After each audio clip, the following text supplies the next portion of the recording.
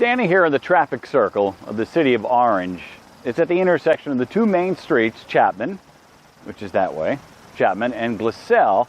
Chapman University is about 3 blocks that way.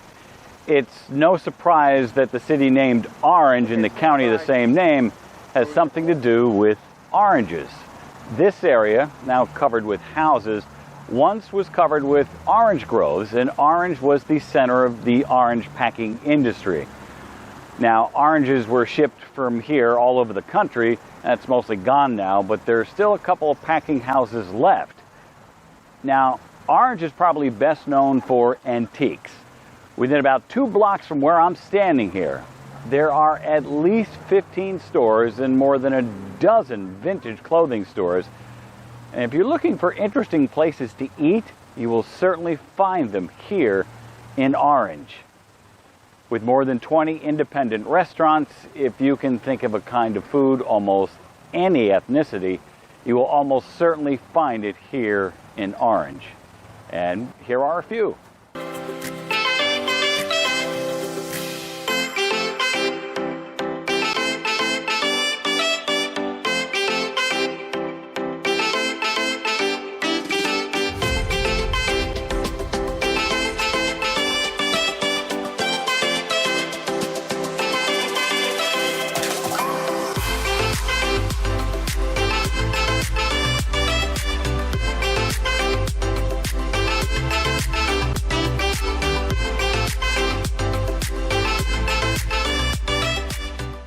Orange is one of the older communities in Orange County, and there are some beautiful older houses still here.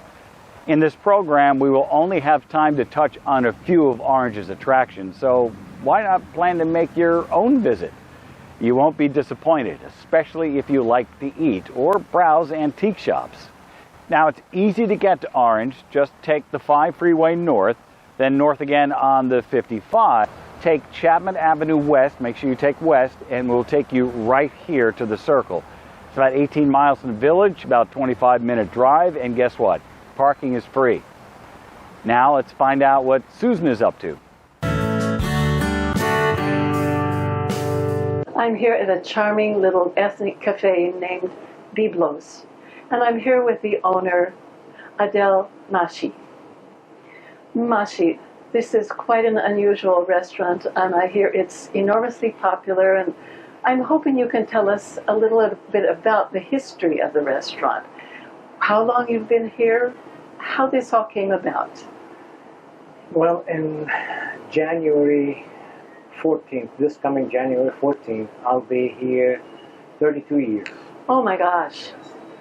And for the longest time, when I saw Old Town Orange for the first time, I always said to myself, I want to be here one of these days. And we used to come shopping here, my wife and I, when we got married in 1978. And it was a little grocery sandwich place. And the owner was a Lebanese guy, and the name was Biblos still. And I used to come and shop, and then before I left, before I leave, I used to ask him, would you sell me the business? Ah, so you had your eye on this place for many years. I did, because I just loved this town. Mm-hmm. I wanted to be here. Where were you living at the time? I was living in La Habra. Ah. But La Habra, I would say Fullerton at the border is right there. And we moved, when we bought the business, after a few years, we moved to Orange. So we live now in East Orange. We've been in East Orange for about 24 years now. Oh, okay. I see. Now, where are you? Originally, you are from Lebanon. Yes. I was born and raised in Lebanon. And I came here, I was about 23 years old when I came here. And this is where I met my wife. And, went back and forth, and then settled here, and got married and settled here. And your dream came true, and absolutely, after a lot of hard work. Oh, I'm sure. Yes. Now, were you a cook in your former life, a chef, and you love No, food? I love to cook. Uh-huh. I cook at home, you know, and I love the food, the colors, the smells, the spices. Mhm. So, and that was my passion is, you know, to find a small place Yeah. and just do what I want to do. Are there many Lebanese restaurants in the Orange County area? Absolutely. Now they're everywhere Who knew? because the Mediterranean diet is Sure. very popular Of course. and it's a healthy diet. So you can find them everywhere now. Right. Yeah. Well, it's quite a find. Now, tell us a little bit about your menu. What are the most popular items on your menu? Our menu is diverse, so we have a little bit of everything. We have fish, chicken, lamb, beef.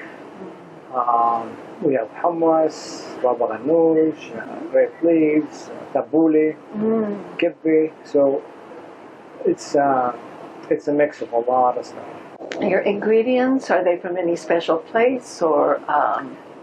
Yes, we buy our supplies from a distributor in Glendale. In And Glendale? they are Lebanese Armenian, Ah, so we get a lot of that stuff from over there. and you it's know. very fresh and Yeah. good.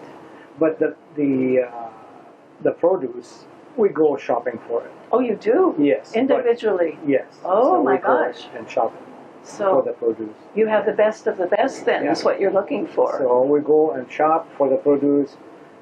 The groceries, we buy them, you know, we get them delivered from Right. Glendale. Okay. And the meat,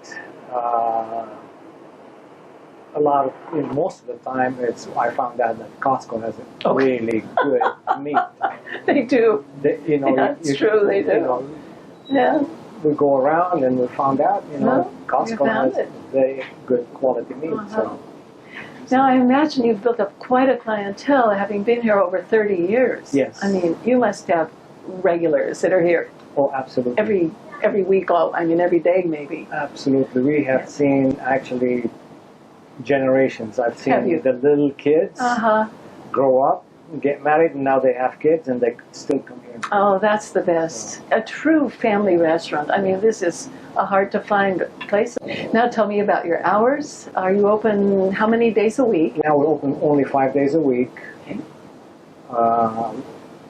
It's Tuesday from 8 to 8. Same thing as Wednesday All right. and Thursday. And then Friday and Saturday, it's 8 to 9. And we close Sunday and Monday. Right. All right, good to know. Now, I'm intrigued by the name of the restaurant, Biblos. Tell me about Biblos. Where does that come from? Biblos is a very popular name now. So almost in every state, you find a restaurant called Biblos. Really? Yes. Huh. And it's a historical, ancient seaport. Oh. And this is where King Solomon shipped the cedar trees to build the temple. And it still exists to this day, and it's still thriving. Really? And it's a great place to visit. Adel, thank you so much for taking the time to tell us about Biblos, your wonderful restaurant, and its history, and look forward to seeing you again in the future. I just moseyed off the circle here in Orange and came to Summerhill Antiques, and Scott's been very nice to come out and talk to us this afternoon, or this morning. And the first thing that comes to mind is, what constitutes an antique? An antique is at least 100 years old. Okay. So And something we that's all- 10 years old is not going to make it. True. That's a toy. True. Okay. Yeah. And we also have vintage things, and those Okay. are at least 50 years old. And I noticed when I walked in the shop, which is beautiful, and there's 2 floors, that there's lots of glassware. Yes. Is it do people come here specifically for glassware? They do, and especially this time of year because people entertain a lot. Okay. So we try to provide whatever they need. So Now- we do have a variety. The name says Summerhill Antiques and Design. What is the design? Well, we also have upholstery. We have design consultants who can ask if you need help designing your house or where to put furniture. We have people who can help you there too. So could somebody come in with a picture of their apartment or house, and you can help them kind of design. With, Yes. Okay, put this Yes. here, put that. Yes. Okay. Yes. One of the first things I thought about when I came in here, do movie companies, production companies ever come in here and say, like, okay, I need They this, do. period pieces? It's like you look at a show like Mad Men, Yes. and it's constant period pieces. True. So they would come here? Yes. And we also have people from Disneyland who come, and they find things that they'll put in, like Pirates of the Caribbean, Oh, okay. for example. That's happened. And we've even had weddings. There were a lot of Really? people go do weddings in the circle, or at least they take pictures. And so they come in here and want to do pictures as well, which is fine because it's beautiful. Sure. And they can, sit on the sofa and have a Now- whole wedding party. Does Summerhill Antiques and Design specialize in anything? Antiques, like chandeliers, I guess you'd say especially. a certain type of antique, yeah. Yes. French, Italian. We have a lot of Asian things as well. Now, how do you get your collection? Is it not people just don't come in and say, here, take my antique? We used to do that, but it's hard to keep track of it all. Yeah. So what we do now is mostly go to auctions, and then we have other people who we know who shop for antiques. They will buy stuff for us. That must be your specialty, though. You've got to Yes, have it an is. eye for that. You do. You see, they're like, this Yes. is an antique, this is junk. Right. So who does Yes. that? So Denise Jocek is the owner, and Catherine Gray also works with us. Mm-hmm. Her mother started an antique store in the 1960s here. Oh, wow. And so she grew up knowing all about it, and so she has a good eye for it and loves to go to auctions. Wow. So Is it? I've seen the collections of books that are here. Mm-hmm. When you go searching for books, is it they have to be first print, or does it just have to be a title? it's more meant to be decorative. Okay. We don't really Okay. look for Okay. an antique book. It's just something that's got pretty value. Mhm. So you put it in a bookcase or something. you know, Okay, so it's more of a design or a staging type yes, thing, if you would, exactly. lack of a better term. Staging, perfect. Now, I also noticed walls and walls of shades. Yes. They're antique shades. No, these are not antiques, Okay, because the antique shade is usually come apart. Yes. Yeah, they don't hold up. they don't. They start raveling. Yeah. So, but we do have a large variety. It's very difficult to find shades because a lot of places like Pottery Barn, for example, will Mhm. have the paper shades, but we have silk Or cloth. and Yeah. and linen and any kind you need. And if you can't find it, we can usually order it. So, Thanks very much for spending some time Yes. here. I know we just popped in on you like Sure. this. It's very Not a- cool. I'm here today at the Hilbert Museum of California Art. And with me today is Mary Platt, director of the museum. We're very happy to be able to have the chance to talk with you today, Mary. This museum is quite impressive, and maybe you can tell us a little bit about this collection, what you have, what the focus is, who the Hilberts were, and a bit more. So maybe a bit about where did this all start? Well, it started in 2014 when a gentleman named Mark Hilbert phoned the president of Chapman University at the time, Jim Doty, and said, every great university needs a great art museum. And that was the beginning of a beautiful friendship. I love that. The Hilberts didn't really have any connection with Chapman, but they had been collecting California art for about 25 years, and they built up quite a large collection. And they started thinking about legacy. And they started thinking, how can we best share this with the greatest amount of people? And so the idea of starting their own museum came to them. But then, there are a lot of ins and outs with starting your own museum. I It's can't begin to imagine. extremely expensive. Right. There are a lot of, and so then they started thinking, what about if we have this museum at a university where we can share our art with not only the public but the students and make it educational? And so that's when it came to them to look for universities that might be open to this Be gift. open. Now, the art that they focused on, it's a very specific genre of art. Can you tell us a little bit about that? Yes. So they had, for 25 years, collected a genre called California Scene Painting, SCENE. Oh, And for people who are unfamiliar with that, it stems from about the time that Thomas Hart Benton and Grant Wood were painting in the Midwest. And that, to most art historians, is called American Regional. Sometimes it's called American Scene Painting. But it was showing genre scenes, everyday life. I see. In the Midwest. I see. So the expression of that in California is called California Scene Painting. It is basically paintings of everyday life. Everyday life. Now, knowing a little bit about the big plein air association in Laguna Beach and the landscapes and the seascapes and all of that, this is something quite different. This is what happens every day in people's lives. Correct. Yeah, it is. It is actually the style of painting that followed on California Impressionism and plein air. Right. So, and some of the artists actually moved into the area of scene painting. Right. And there is some carryover. And of course, none of these styles stop and start on a dot. They keep going. You know, there's still people painting Impressionist works, and there's still people painting scene paintings. Right, yes, with those wider brush strokes or whatever it is that they use. Absolutely. But what's interesting with the scene painting is that you really have a whole history of visually seeing what people were doing at that time, how and they focused on paintings from LA and from all different parts of California. They really did. The scene painting basically started in Los Angeles because of the movie industry. The film industry, especially during the Great Depression, was attracting artists from all over the world here. It also attracted musicians at the same time. You remember there were people fleeing from the coming war in Europe that came to Hollywood to work, as movie musicians. The same thing was happening with artists. We had many people from Europe come here to work in film. We had artists from all over the United States come here.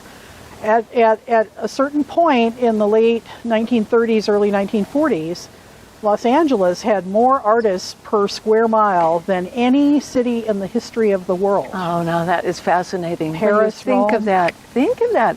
After the Depression, and these people are thriving here with films and with art and all of that. What a unique period of time. Yeah, it was really a hot spot for creativity. And so now that some of the artists that you have, they documented what was going on in their lives, but there was also that, as you say, that connection to the film industry with the beginning of cartooning and animation and all of that. And is that reflected in some of the artists' works here too? It definitely is. I mean, we have a lot of just the paintings of everyday life. Right. That many of these artists who worked for MGM or worked for Disney created in their spare time because they're artists, it's what they do. Right. And so, but we also, the Hilbert is unique in that we also show the animation art and the movie production art that these folks created as well. And these are names like Emil Koza Jr., Preston Blair, Mary Blair, Phil Paradise, all these great names in California art. A lot of people don't realize they also worked in the movies. Oh, and then what I found so interesting is that you have a whole school, the Dodge School of filmmaking and art that fits in so perfectly with what this collection, the Hilbert collection, is all about. Now, the collection that you have, I understand there are well over 1,000 pieces. Is that correct? That the Hilberts collected. So, do you have rotating, exhibitions, or how does that work? Or do they buy new pieces periodically that they give you, or how does it work? So all of the above. We do rotate. We have several different galleries inside the museum. So we have the showcase galleries out in front where we usually have the main show that's going on or exhibition. We have 2 permanent collection galleries where we rotate just miscellaneous works from the permanent collection. I see. And then we have an animation arts gallery. Oh my gosh. And then we have the other thing that the Hilberts collect is American illustration. Oh, So illustrations for magazines, from Sure. books, from advertisements. Their main focus is representational art I can of see. California. And so, representational art means art with a subject matter Sure. that you can recognize. Yeah, exactly. And they feel that other museums do abstract art very well.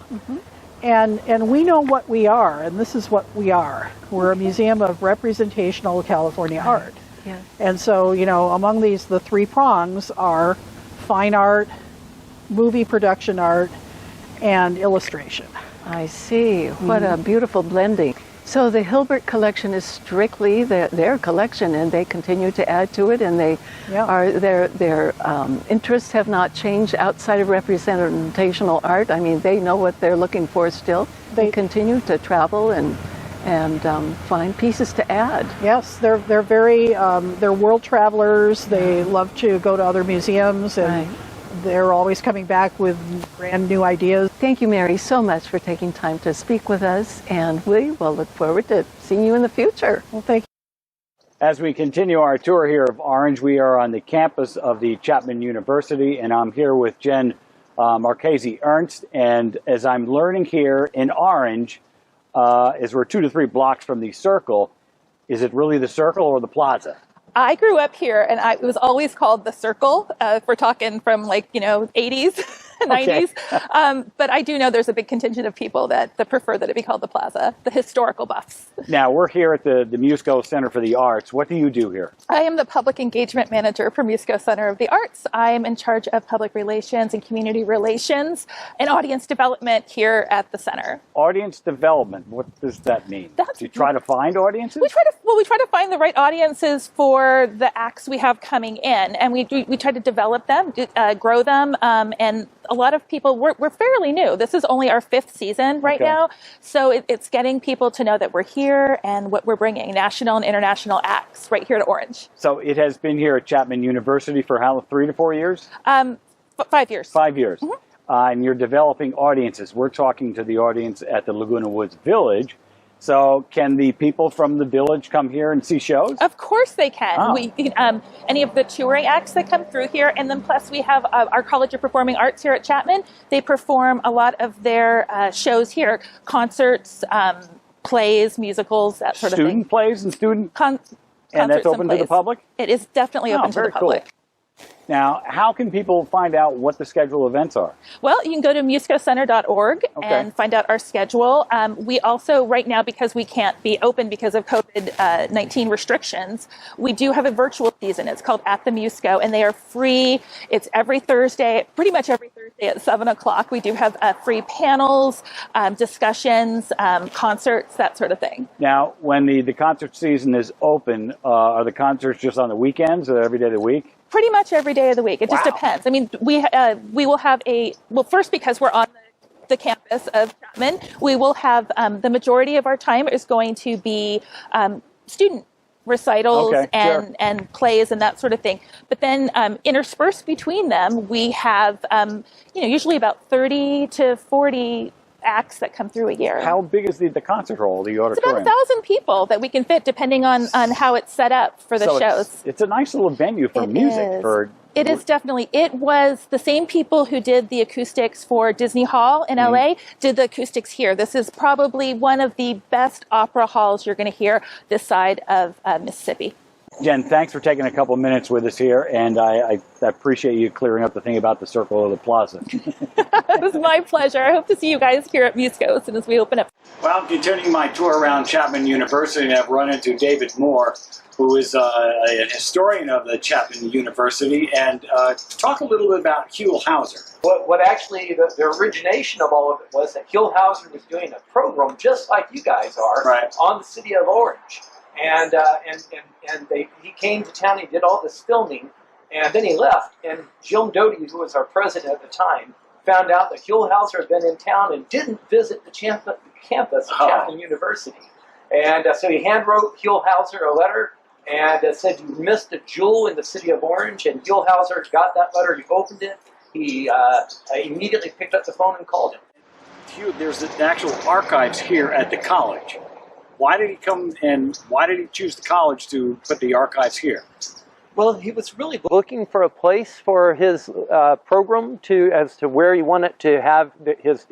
He was starting to think about his legacy and what that meant to him. It's a vast video library. It's an amazing collection, right? Yeah, all his programs, and it's not just California's Gold. It's Huelhauser, on the road with Huelhauser. It's another series that he did on the parks of California. Sure. A whole bunch of just fantastic programs. But you can see a lot of that on YouTube, right? You can actually pull it all up on the Huelhauser Archives website.